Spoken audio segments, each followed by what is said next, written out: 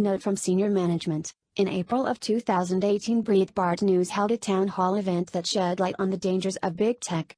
As these self-appointed masters of the universe continue to show their true agenda, which is to censor conservatives, this video and its content is more relevant than ever. 1. The outcome of elections now depends on the tech giants. Dr. Epstein, whose research has focused on the impact of tech bias on voter choices, explained the massive impact that the masters of the universe can have on democratic elections. We estimated that if these companies were all working together and supporting the same candidate, and really pulling out all the stops and using all the methods they have to manipulate, they could shift 10% of the voting population of America, with no one knowing that they had done this, and without leaving a paper trail for authorities to track. 10% could be shifted, that's a lot of votes, with no one knowing that they've done this. Epstein also talked about how the tech giants are already interfering in politics. The fact is, we don't know what rules they're applying. There's lots of evidence now that they are systematically suppressing political views that they don't like. And not just on the right, by the way, but progressives as well. They just go after anyone they want to, and there's nothing we can do about it. There's no recourse. Epstein views Facebook as a threat to elections along with Google. 2. Big tech has already meddled in American elections. At the town hall, psychologist Dr. Robert Epstein, an expert on how search engines affect voter decisions, explained his research showing that the masters of the universe already had a measurable impact on the 2016 presidential election, in favor of Hillary Clinton. There are two main things that we have found, said Epstein.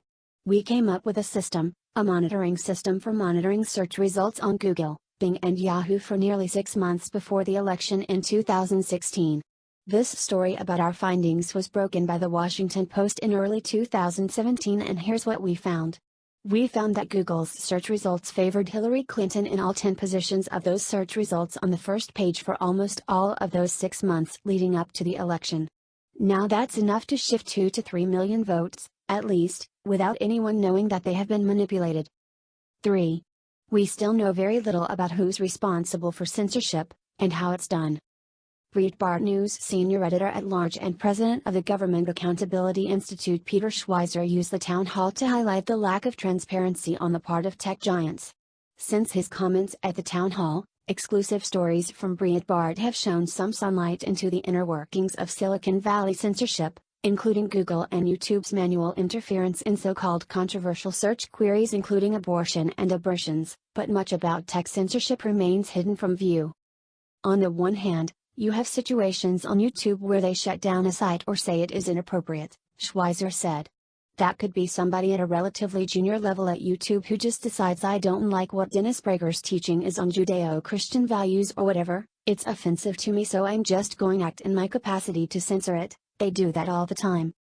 Schweizer also highlighted radicalism from low-level employees at tech companies.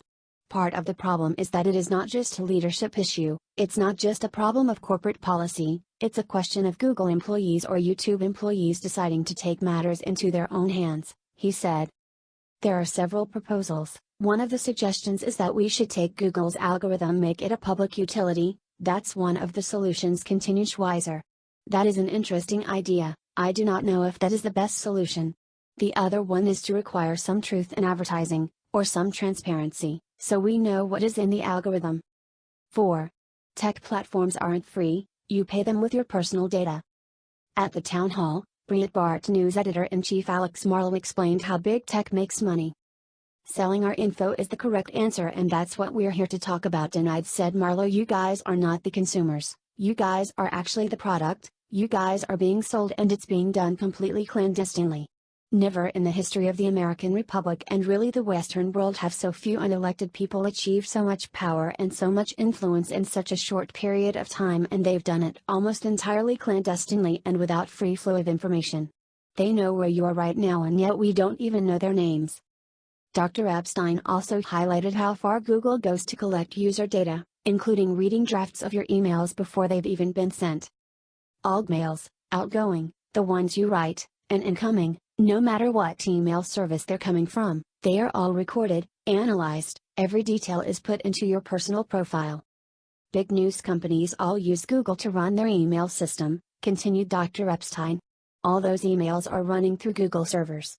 Google has full access. I'm talking about some of the top journalists in the world, who are investigating Google. They're sharing all of their communications, all of their work products, all of the drafts, they're sharing it all with Google. I don't know any major media source, except maybe, believe it or not, Breitbart, that doesn't run emails through Google servers. 5. A free and open internet is a major threat to mainstream media. This is why mainstream media gatekeepers like CNN's Oliver Darcy are the most militant in their efforts to strip social media platforms of their disruptive power.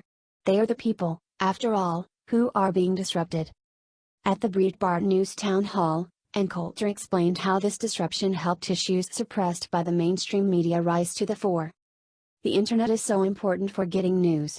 No one would even know what is going on in South Africa, she continued, referring to the ongoing racial killings of white South African farmers. No one under 50 is getting their news from the mainstream media anymore, Coulter also added.